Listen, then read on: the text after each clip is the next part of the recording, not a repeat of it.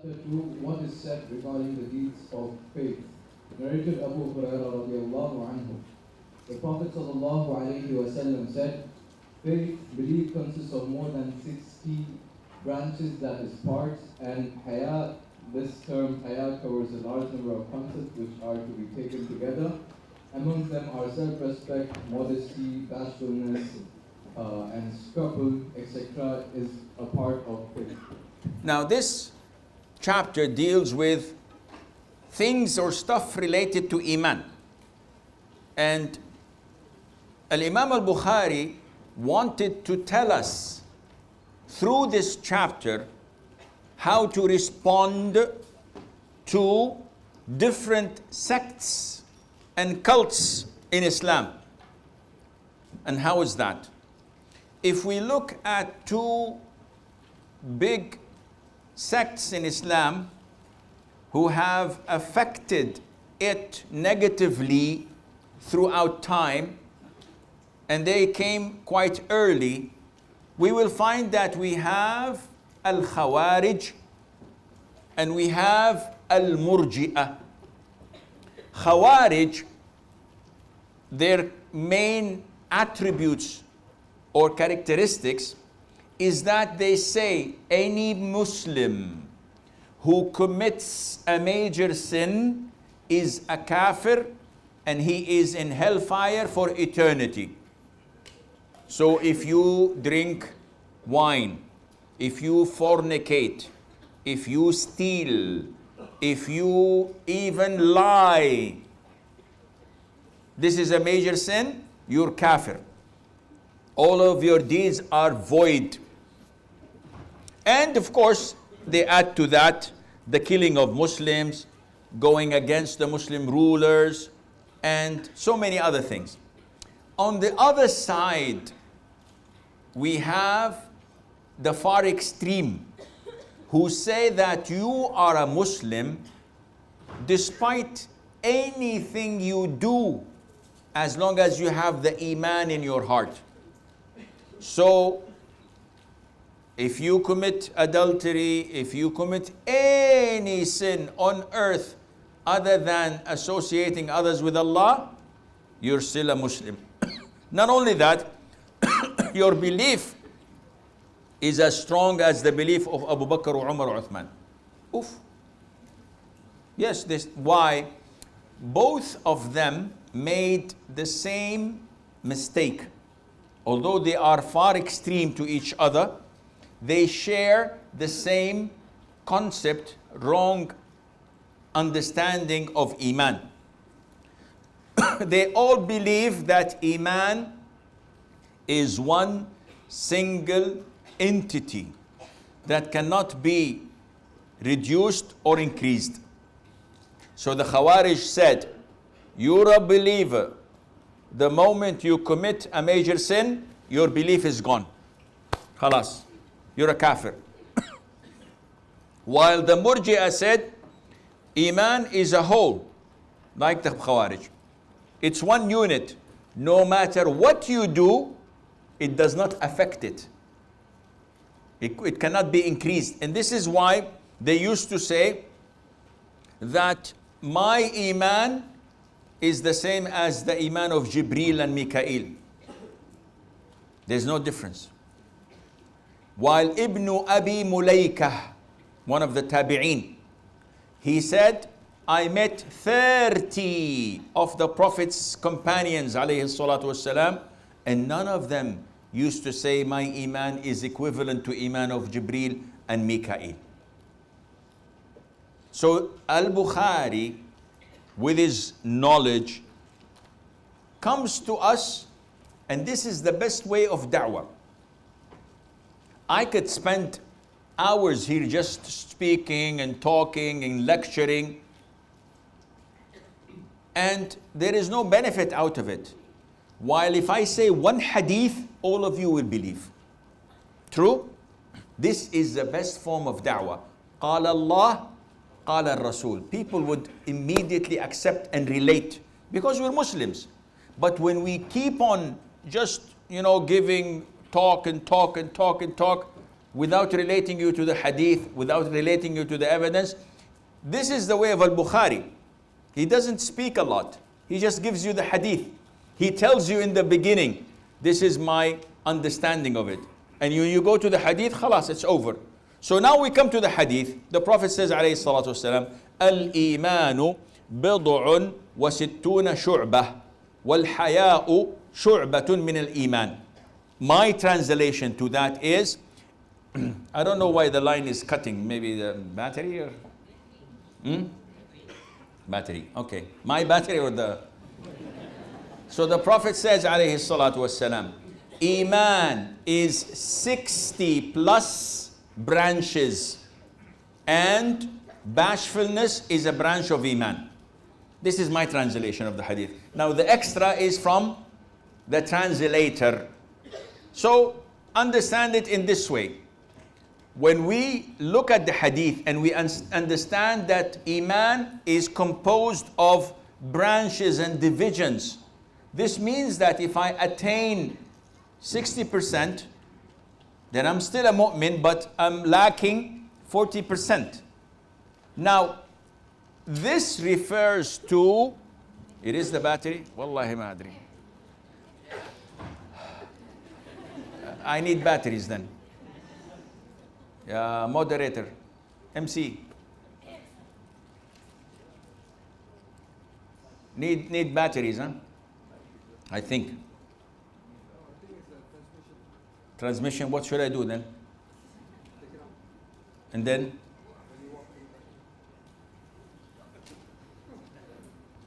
Okay, give it a try.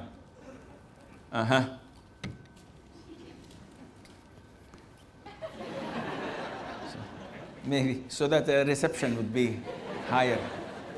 I don't know. Anyhow, so Iman is composed of three main components. Your belief, very essential. And there are a number of ibadat. Ibn Hajar, may Allah have mercy on him, stated in Fath al-Bari that the deeds of the heart includes your aqidah, your intention. There are 24 branches.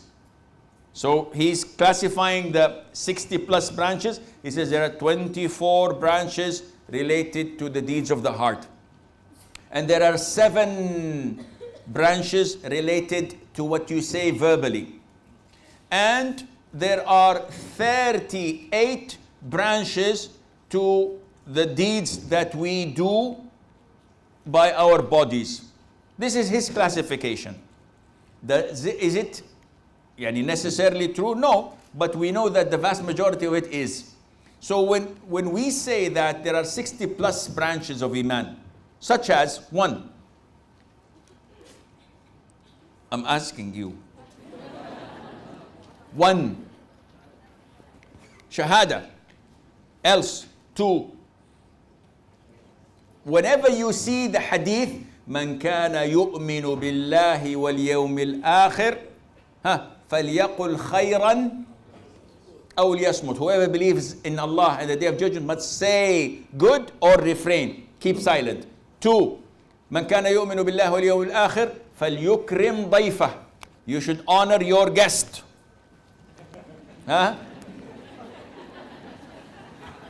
And you keep on. لا يؤمن أحدكم. You will not believe until you love for your brother what you love for yourself. All of these hadiths mean that these are the branches of Iman, and there's so many of them. لا يحل لامرأة تؤمن بالله واليوم الآخر. It is not permissible for a woman who believes in Allah and the Day of Judgment to travel without a mahram. Hadith. So this is also part of the branch of the Iman, which means if you manage to achieve all these branches of Iman, then you are a full-fledged mu'min. If you fail, you're a Muslim. And you're a mu'min, but you have discrepancies that you have to fix.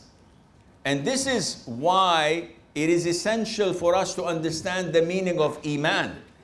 Because I can see someone who is a government official and he lies and he betrays and he steals and he embezzles and he does all heinous and bad things, but he's still what? He's still a Muslim. What do we think of him?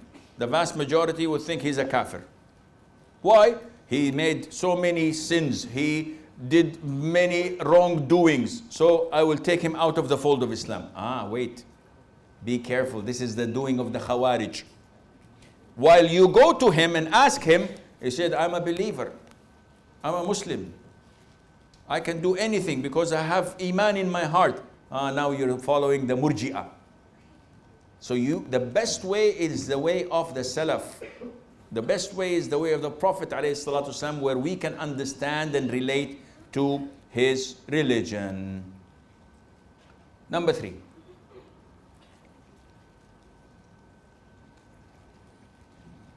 Chapter 3. A Muslim is the one who avoids harming Muslims with his tongue and hands. Narrated Abdullah bin Amr radiallahu anhu, the Prophet sallallahu alayhi wasallam said, a Muslim is the one who avoids harming Muslims with his tongue and hands. And a muhajir immigrant is the one who gives up, abandons all what Allah has forbidden. Okay, this hadith defines al-Muslim.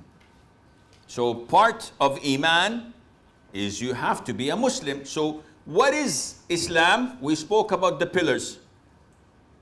Is that Islam alone? No. Bukhari tells us, don't be confused. In principle, what appears to the Muslims, there are 5 pillars. We've mentioned it in Hadith ibn Umar, which took us the first period of this session.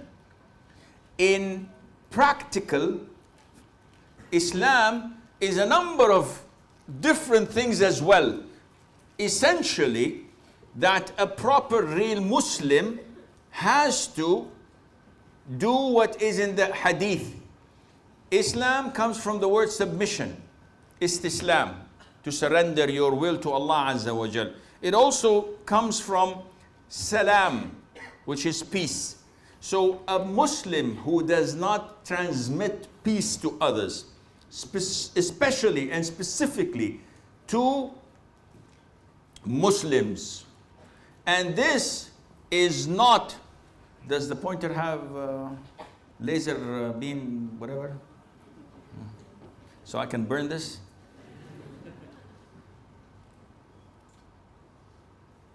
Ya salam. I always wanted one like this. So I cannot, they tell me I have to stay here because beyond that I'll burn. So Muslims, is it intended only for Muslims? So one says, okay, a Muslim is the one who avoids harming only Muslims, but kafir, I can step on them. I can take their money. No, be careful. This is given, as the scholars say, as al-ghalib, the majority. But it does not exclude non-Muslims. Even the non-Muslims, you have to refrain from harming or doing things bad to them. So a proper Muslim is the one who does not harm others. And the means of harming others, either verbally or through actions. The one in your heart is between you and Allah Azza wa Jal. Can I harm people with my heart? Maybe. Yes? Such as envy. If I'm envious and I envy people, say, oh Allah, he doesn't deserve this beautiful car he has. It's shame. He shouldn't. Then, or I give him an evil eye. All of a sudden, he's having an accident. This is haram. Although I did not say anything, but it's in my heart. Hatred, grudges, all of these negative feelings are harmful. But what concerns the Muslims most is what you say and what you do. So, what harm can I give people with my tongue? Oh, I can burn buildings with my tongue. I can destroy marriages. I can cause enmity. I can make wars between countries by a single word. This tongue has great weight. With this tongue, you can enter paradise by saying, La ilaha illallah. And with it, you can enter hell by saying the word of blasphemy. With it, I can get married. When I say to the father of the girl, when he says, I give you my daughter in marriage, I say, I accept. And I can separate from my wife when I say to her, I divorce you. One word does the job. So the Prophet is telling us, alayhi salatu wasalam, in order for you to be a true, real, practicing Muslim, to fulfill your Islam, to reach the highest levels of Iman, you must refrain from swearing at people, cursing them, backbiting them, causing namimah between them, lying, breaking your promises, all the things that are done with your tongue when you talk. And this is why the Prophet ﷺ, when teaching Mu'adh ibn Jabal, and he told him, you have to do jihad, you have to do prayer, you have to do this, you have to do that. At the conclusion, he said, shall I tell you something that summarizes all the previous? He said, yes, of course. He said, refrain this. And the Prophet held his tongue. Stop this from doing harm. So Mu'adh said, oh Prophet of Allah, are we accountable for what we say? Because we think that chit-chatting is okay. No, there's no sin in it. We just sit for 6-7 hours talking about people, backbiting. What's the problem? In Arabic, we call it al-kalam ma alayh jumruk. Jumruk is the customs you pay when you get imports from abroad. It's the taxes you pay. So we have a saying in Arabic that speech has no taxes. You can speak as much as you... Nowadays, yes, you do. They'll put you in jail if you speak something bad. So that's why we always refrain. So the Prophet said, alayhi salatu wassalam, I felt the heat. The Prophet said, alayhi salatu wasalam, ثَكِلَتْكَ أُمُّكَ يَا Mu'adh. May Allah make your mother lose you. And this is not intended literally. The Prophet is not saying, may you die. This is something that is said in Arabic. And it's not intended. May Allah make your mother lose you and make you die. And she loses you. What throws people on their faces in hellfire except what they say? It is very, very dangerous thing to do. And we have so many things about that, but I think that we do not have time. So we move on to the hands. Is it literally the hands or your actions? No. What is meant is your actions. So in Islam, anything you do or act, whether you do it by hands or by your feet or by your gesture. Someone is telling me, Sheikh, do you know Sheikh so-and-so? And I say, this is action. It's sufficient. I don't have to do anything. Mother Aisha, may Allah be pleased with her. The Prophet was talking to her and saying, Safiya, which is other wife, who was very beautiful. She was Jew and became Muslim. So he was mentioning her name. Out of jealousy, Aisha said, oh, Prophet of Allah, Safiya. Because she was short. She just did this. This is action or not? This is action. The Prophet said, alayhi you have said a word, if it were to be mixed with the oceans, it would have spoiled it. Only this gesture. And how many times do we make gestures with our hands? The scholars say that if someone was mentioned and you just did this with your hand, this is ghiba. If someone says, do you know this da'iyah, so-and-so, he's a great scholar of Islam, you say, this is ghiba by itself. So, it is not only your hands. Any act of transgression you do would count as not fulfilling your true Islam. So, you beat people, you take their money, you transgress against their property, you maybe add to that harming them with your tongue. The Prophet said, alayhi salatu wasalam, it is part and a sign of your true Islam to mind your own business. We do not mind. Oh, akhi, mashallah, where do you work? Sometimes I sit with people and they start interrogating me. I'm waiting for my turn at the hospital, and a man comes, Assalamu alaikum, alaikum salam. What do you do? I work in so and so. MashaAllah. What's your salary? Wallah, seriously. Are you well paid? I said, Alhamdulillah. Do you have housing? Car allowance? Overtime? You married? How many wives? How many children? Boys and girls? Are they married? He starts interrogating me. Akhi, it's haram. It is sign of your Islam to leave what is not concerning you, to mind your own business. Otherwise, you're not a real Muslim if you start asking about this. And one of the great manifestation of this hadith is that the Prophet said, alayhi salatu wasalam, to his companions once, do you know who is al-muflis? Do you know who is broke? So they said, oh, Prophet of Allah, yes. Who does not have ringgits nor dollars? He said, no. The muflis is the man who comes, or a woman, who comes on the day of judgment with prayer, fasting, and sadaqah.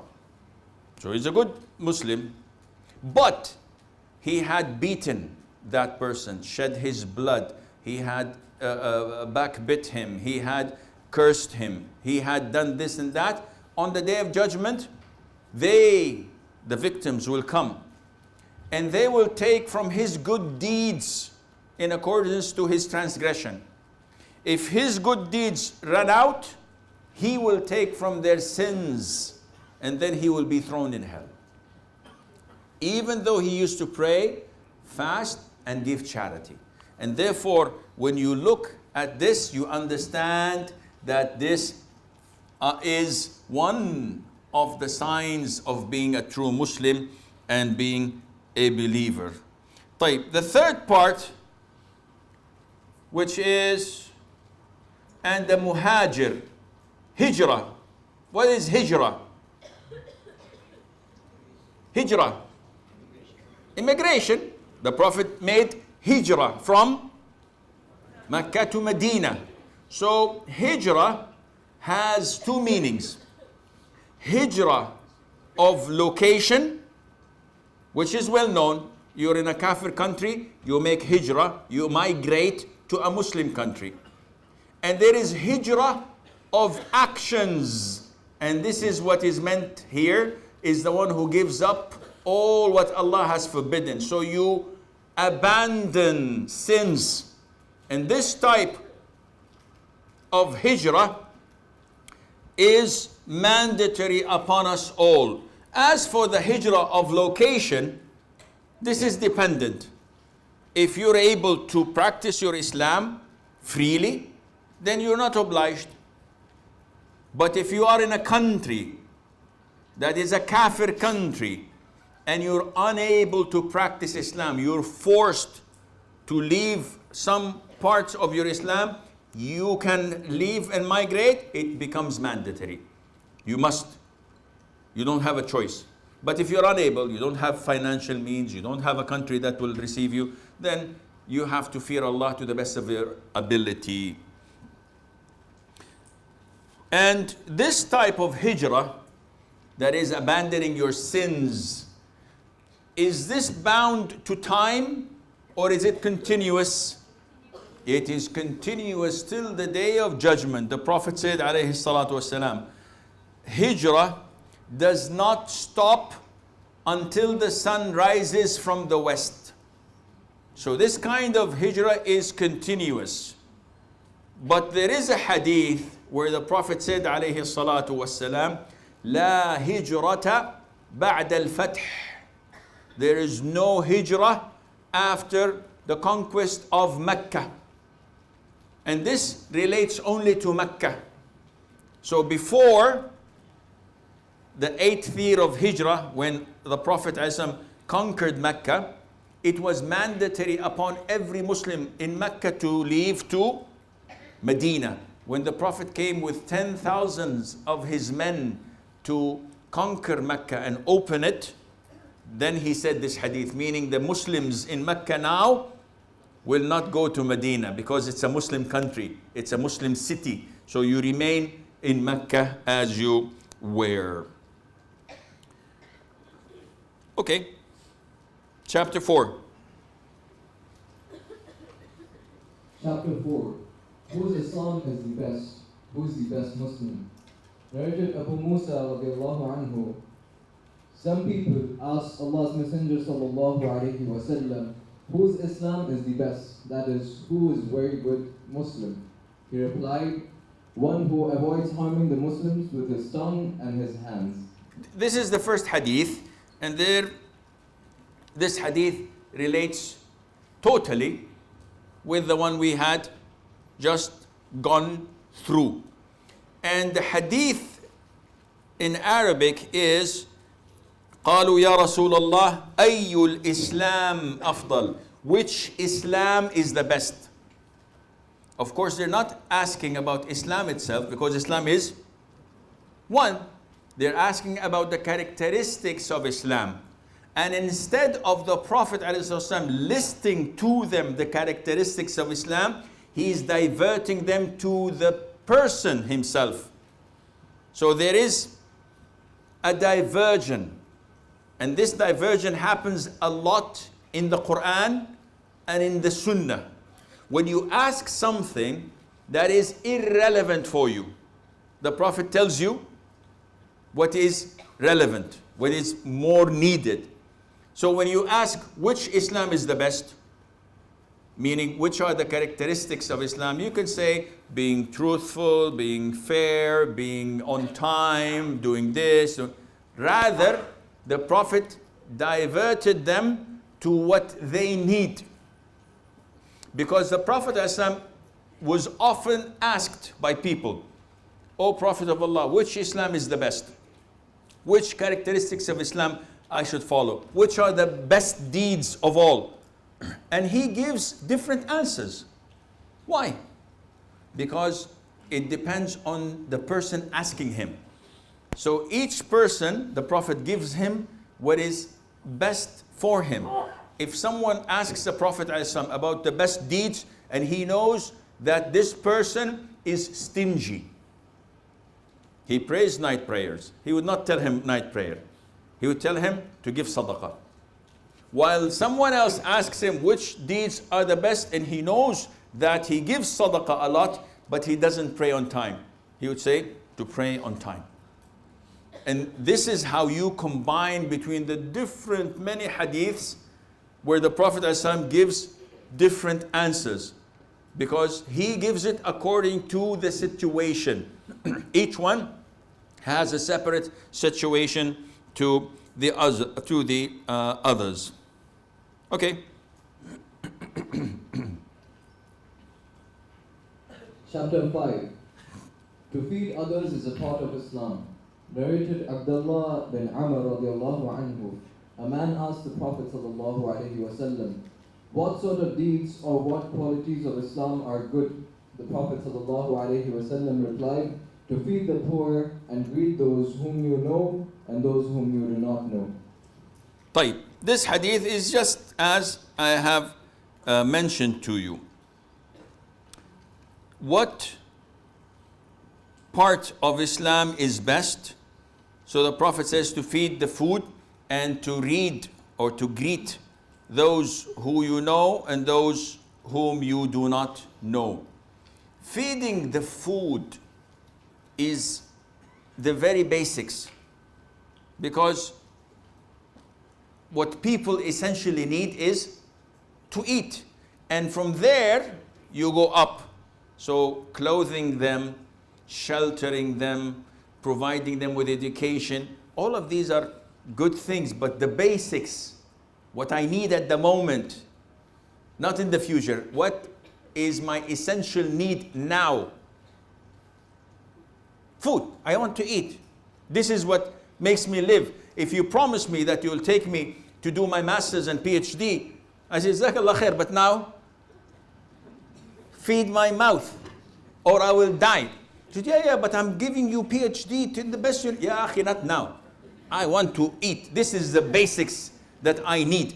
So in Islam, when Allah tells us about something that is basic, it means that whatever you do afterwards, you're rewarded for it. And whatever Allah tells you not to do as sinful, anything that is graver and more serious is also more haram.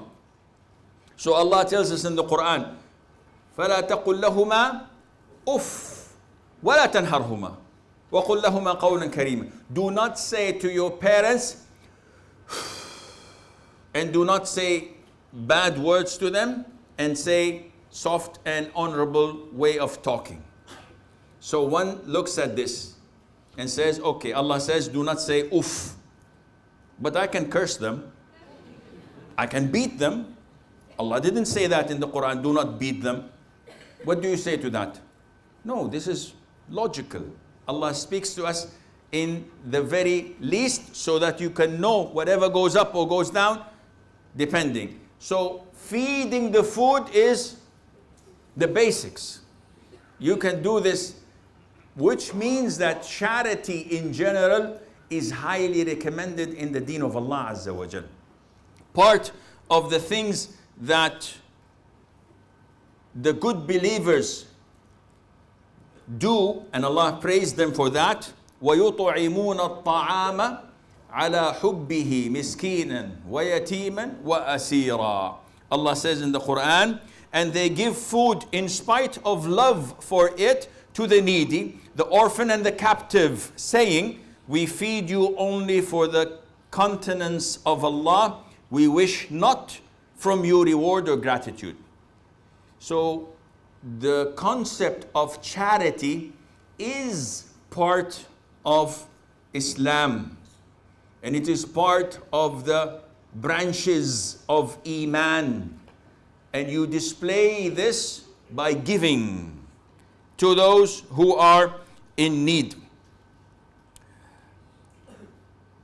The Prophet said, alayhi salatu wasalam, keep a shield between you and hellfire, even by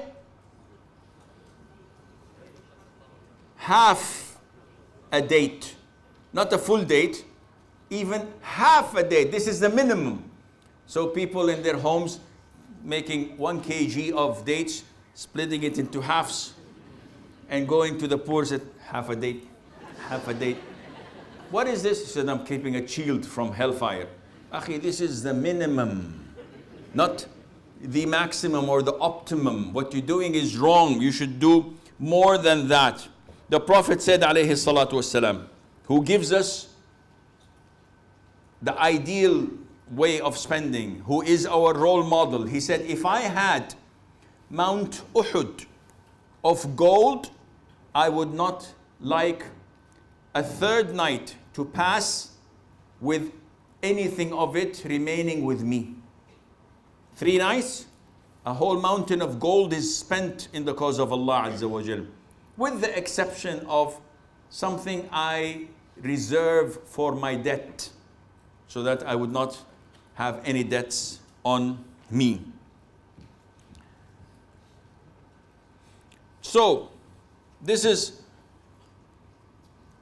part 1, which is to feed the poor, and we can go on and speak about the benefits of it. the rewards at the side of Allah, but you all know it, inshaAllah. However, to greet those whom you know and those whom you do not know, this is part of Islam. The Prophet said, alayhi salatu wasalam, you will not enter Jannah until you believe. And you will not believe until you love one another. Shall I tell you about something? If you do it, you will love one another. Spread as-salam. Spread the greetings of salam between one another.